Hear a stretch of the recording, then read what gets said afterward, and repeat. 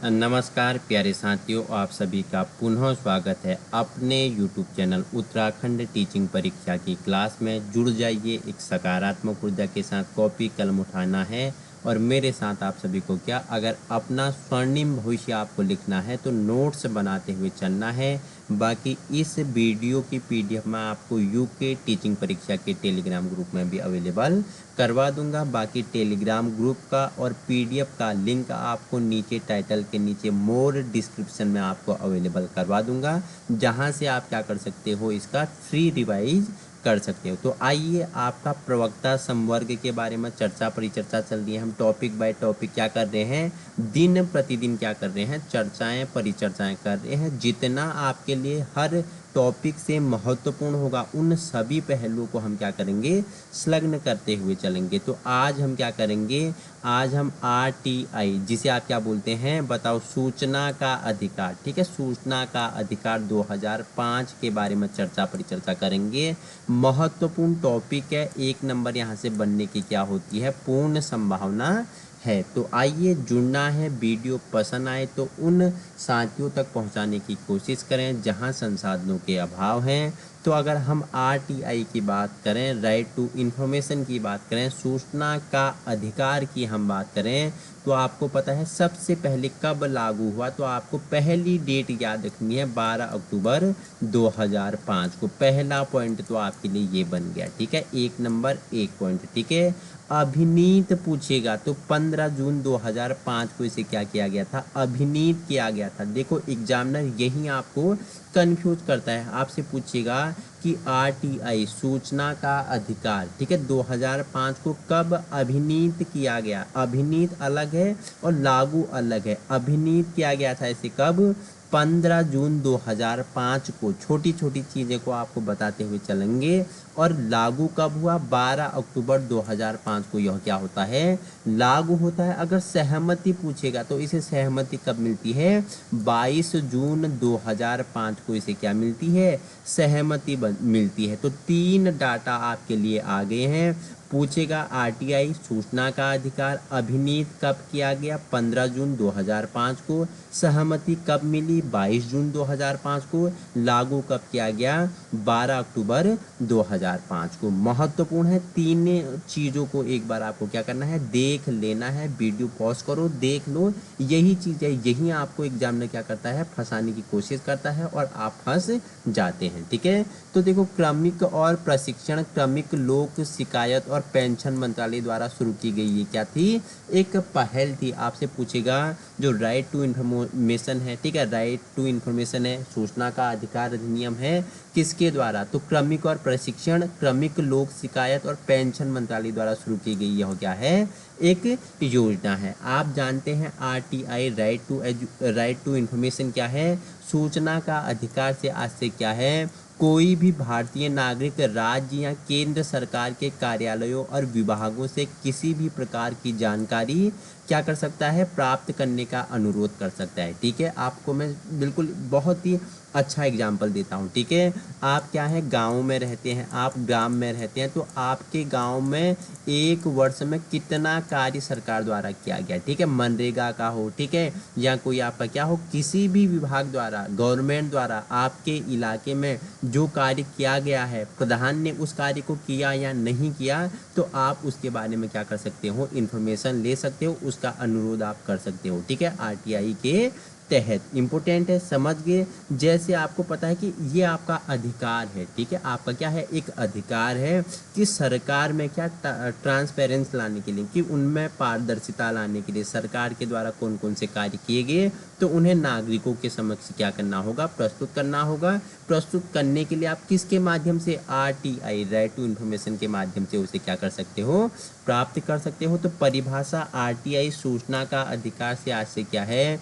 कोई भी भारतीय नागरिक हो, ठीक है, कोई भी हो, छोटा बड़ा, ठीक है, उसे नॉलेज होनी चाहिए RTI की। ठीक है, राज्य या केंद्र सरकार के कार्य, अगर स्टेट गवर्नमेंट है या सेंट्रल गवर्नमेंट है, उनके द्वारा, उनके कार्यालयों या विभागों में किसी भी प्रकार की आप जानकारी क्या कर सकते हो, प्राप्त कर सकते हो, वो सार्वजनिक सूचना, ठीक है, RTI के अंतर्गत आएगा। तो आइए अब इसकी हिस्ट्री के बारे में जान लेते हैं, क्या इसकी हिस्ट्री ले रही होगी, तो हिस्ट्री भी आपके लिए महत्वपूर्ण होगा। तो पहला कानून अगर आरटीआई का पूछेगा तो 1766 में स्वीडन द्वारा लागू किया गया था। सबसे पहले राइट टू इंफॉर्मेशन कानून किसके द्वारा? स्वीडन द्वारा। कब? 1766 1766 में, ठीक है। किसके द्वारा? एंडर्स चिंडेंशियस द्वारा, ठीक है। कब? 1729 से 1803 के मध्य किया गया था। ये क्या थे? एक फिनिश प्रबुद्ध क्या थे? विचारक थे। कौन? एंडर्स चिडेनियस, ठीक है। 1729 से 1803 में। पहला कानून 1766 में स्वीडन द्वारा क्या किया गया? लागू किया गया। यहाँ तक समझ में आ गया? किसी को कोई परेशानी है तो बताइए, नहीं तो हम रिवाइज कर लेंगे, नहीं तो हम आगे चर्चा परिचर्चा करेंगे। तो आइए आगे बढ़ते हैं। 1946 में अपने पहले सत्र के दौरान यूएन ने, ठीक है, यूएन के बारे में भी हम चर्चा परिचर्चा करेंगे। यूएन के जो 6 सदस्य हैं उनके बारे में जानेंगे। महासभा ने संकल्प कब? 59 अपनाया, ठीक है, 59 अपनाया, जिसमें सूचना की स्वतंत्रता के संबंध में कहा गया था। क्या कहा गया? कि सूचना की स्वतंत्रता क्या है? एक मौलिक अधिकार है और उन सभी स्वतंत्रताओं कसौटी है जिनके लिए संयुक्त राष्ट्र को समर्पित किया गया है। जो सूचना का अधिकार है, आरटीआई है, वो क्या है? एक मौलिक अधिकार है, उन सभी स्वतंत्रताओं की कसौटी है जिनके लिए संयुक्त राष्ट्र को समर्पित किया गया था। समझ में आ गया? यूएन ने क्या कहा आरटीआई के उस पे, ठीक है। तो आइए आगे चर्चा परिचर्चा करते हैं। वर्ष 1966 में अमेरिका ने भी इस संबंध में अधिकार बनाया था। अमेरिका ने कब? 1966 में आरटीआई के संबंध में क्या बनाया प्यारे साथियों? अधिकार बनाया। और वर्ष 1992 में विश्व बैंक ने प्रशासन और विकास नामक एक दस्तावेज जारी किया था। इस दस्तावेज में 7 पहलुओं और तत्वों का उल्लेख किया गया और पारदर्शिता और सूचना का अधिकार उनमें से एक था, ठीक है। क्या बोल रहा है? 1992 में विश्व बैंक ने प्रशासन और विकास नामक एक दस्तावेज जारी किया। उस दस्तावेज में 7 पहलुओं और तत्वों को समावेशन किया गया था, जिसमें पारदर्शिता और सूचना का अधिकार उनमें से एक था। तो ये इसकी हिस्ट्री है, ठीक है। अब हम जानेंगे भारत में इसके बारे में, ठीक है। तो भारत में आपको पता है 19A, ठीक है, 19A के तहत क्या? आरटीआई राइट टू इंफॉर्मेशन को नागरिकों के मौलिक अधिकार के रूप में स्वीकार किया गया। आरटीआई क्या है? नागरिकों का क्या है? एक मौलिक अधिकार है। कौन सा अनुच्छेद बताया? 19A के अंतर्गत रखा गया है। क्या है? एक मौलिक अधिकार है, ठीक है। अनुच्छेद 21 में है जीवन और व्यक्तिगत स्वतंत्रता का अधिकार भी सम्मिलित है। इंपोर्टेंट है ये क्वेश्चन, ठीक है। यहाँ तो बनेगा ही 1 नंबर। और हर किसी परीक्षा में कोई भी एग्जाम हो जाए, चाहे गवर्नमेंट, चाहे स्टेट का हो जाए, सेंटर का हो जाए, तो महत्वपूर्ण टॉपिक है। दोनों परीक्षाओं के लिए आपके लिए क्या होने वाला है?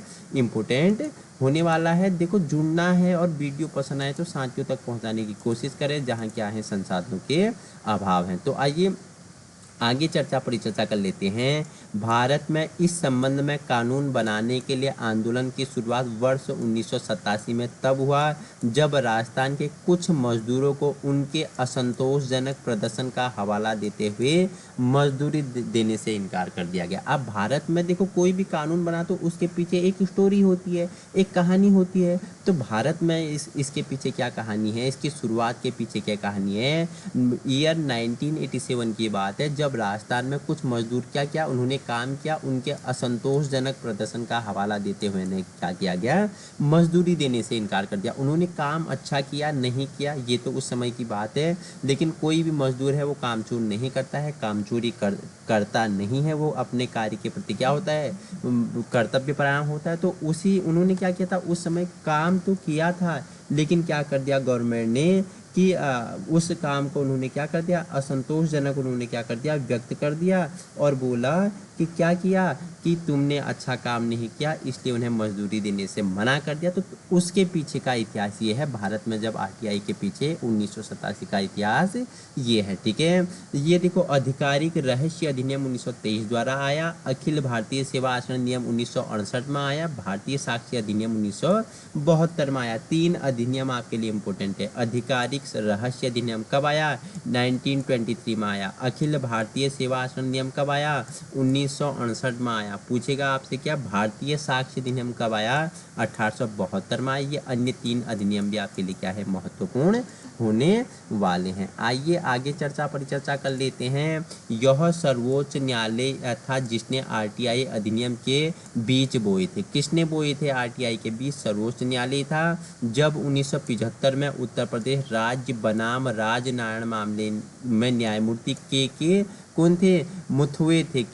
के मथुए ने कहा कि इस देश के लोगों को वो सब कुछ जानने का अधिकार है जो सार्वजनिक रूप से पदाधिकारियों द्वारा किया जाता है। ठीक है, किसने बीज बोए बोल रहा है? ये भारत का जो क्या है सर्वोच्च न्यायालय है उसके द्वारा ही क्या है, बीज बोए गए हैं। ठीक है, बीज बोए गए हैं। सबसे पहले कब? जब उत्तर प्रदेश राज्य बनाम राजनारायण मामला सामने आया। न्यायमूर्ति के मथुए ने कहा कि यह जो देश में नागरिक है उसे सब कुछ जानने का अधिकार है जो सार्वजनिक रूप से पदाधिकारियों द्वारा किया जाता है। समझ गए हैं? इतना कोई किसी को प्रॉब्लम बताइए, नहीं तो हम आगे चर्चा परिचर्चा कर लेते हैं। ठीक है, सेकंड पॉइंट है आरटीआई अधिनियम के पहले सुप्रीम कोर्ट ने 2002 में यूनियन ऑफ इंडिया बनाम एसोसिएशन फॉर डेमोक्रेटिक रिफॉर्म में लोगों को जानने का अधिकार की वकालत की थी।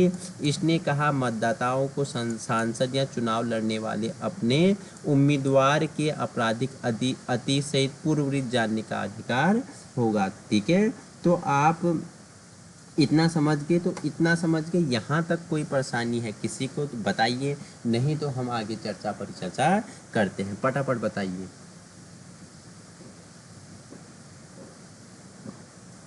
बताइए फटाफट, किसी को कोई परेशानी है? नहीं तो हम आगे चर्चा परिचर्चा कर लेते हैं। आइए जानते हैं, आगे हम जान लेते हैं आरटीआई के बारे में। तो सबसे पहले आरटीआई की बात करूं, तमिलनाडु और गोवा में कब 1997 में। ठीक है, राजस्थान और कर्नाटक में 2000 में। ठीक है, दिल्ली में कब? 2001 में। महाराष्ट्र असम में 2002 में। ठीक है, मध्य प्रदेश में 2003 में। जम्मू और कश्मीर में 2004 में। ये कुछ आपके लिए महत्वपूर्ण डेट क्या होंगे, इम्पोर्टेंट होने वाले हैं। आइए जानते हैं सूचना के अधिकार के मुख्य प्रावधान क्या क्या थे। ठीक है, धारा 1-2 में इसका विस्तार पूरे भारत में है। धारा 1-2 में आपसे पूछेगा आरटीआई, ठीक है, सूचना का अधिकार का विस्तार पूरे भारत में कौन सी धारा के अंतर्गत है? तो धारा 1-2 के अंतर्गत क्या है, इसका विस्तार पूरे भारत में है। 31 अक्टूबर 2019 से जम्मू और कश्मीर में भी ये क्या है, विस्तारित है। जब यह बना था तब जम्मू कश्मीर में, क्योंकि जम्मू कश्मीर में 370 धारा थी। 370 धारा हटने के बाद वहाँ आरटीआई भी और आरटीई भी क्या हो जाते हैं, लागू हो जाते हैं। धारा 2F में क्या है, सूचना का अर्थ किसी भी रूप में किसी भी सामग्री से है जिसमें रिकॉर्ड, दस्तावेज, मेमोरी, ईमेल हो गया, राय हो गया, सलाह प्रेस हो गया, विज्ञप्ति हो गया, परिपत्र हो गया, आदेश हो गया, लॉगबुक हो गया, अनुबंधन, रिपोर्ट, कागजात हो गए, नमूने हो गए, मॉडल हो गए, किसी भी इलेक्ट्रॉनिक रूप से डेटा सामग्री शामिल है। देखो धारा 2 में क्या कहा गया है, कहा गया अगर आप आरटीआई आपने लगाया हुआ है, आपको इन्फॉर्मेशन चाहिए तो आपको वो रिकॉर्ड के रूप में मिल सकता है, दस्तावेज के रूप में मिल सकता है। ठीक है, ईमेल के रूप में मिल सकता है। ठीक है, आपको कोई पेन ड्राइव वगैरह में चाहिए तो उसमें भी आपको मिल सकता है। ये सभी इसमें क्या है, शामिल किए गए थे। ठीक है, आइए आगे चर्चा परिचर्चा कर लेते हैं। सेक्शन 2J के अंतर्गत क्या रखा गया? सेक्शन 2J के अंतर्गत पूछेगा तो इसमें क्या रखा गया, फटाफट बताइए मुझे।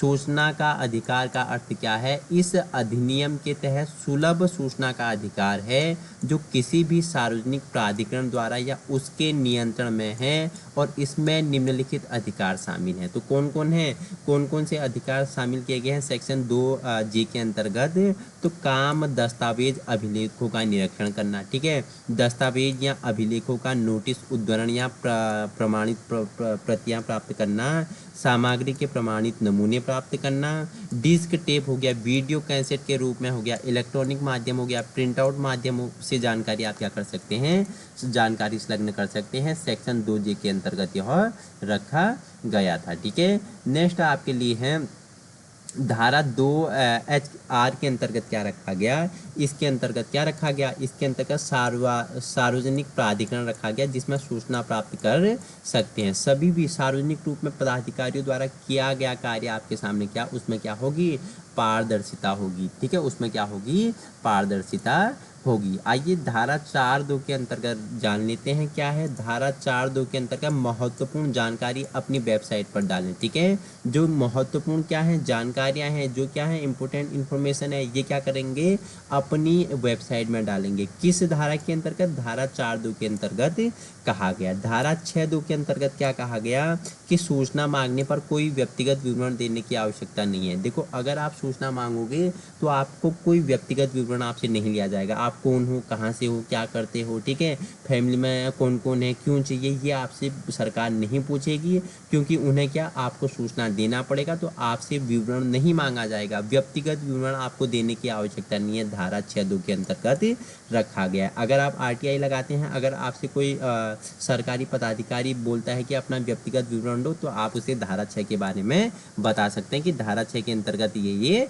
कहा गया है। अंतिम है आपके लिए महत्वपूर्ण है धारा 8(1)(j) में क्या कहा गया, जिस सूचना को संसद या राज्य विधानमंडल को बताने से इनकार नहीं किया जा सकता, उसे आरटीआई अधिनियम के तहत किसी भी व्यक्ति को बताने से इनकार नहीं किया जाएगा। ठीक है, देखो आरटीआई में वो सभी चीज़ आपको बताई जाएंगी। उसमें क्या आप देश की सुरक्षा से संबंधित अगर आप चीज़ें मांगोगे तो आपको नहीं बताया जाएगा। ठीक है, देश में जो क्या देश से सुरक्षा संबंधित जो क्या है चीज़ें हैं, जो क्या है कानून है, जो क्या है रिकॉर्ड्स हैं, वो आपको नहीं दिए जाएंगे।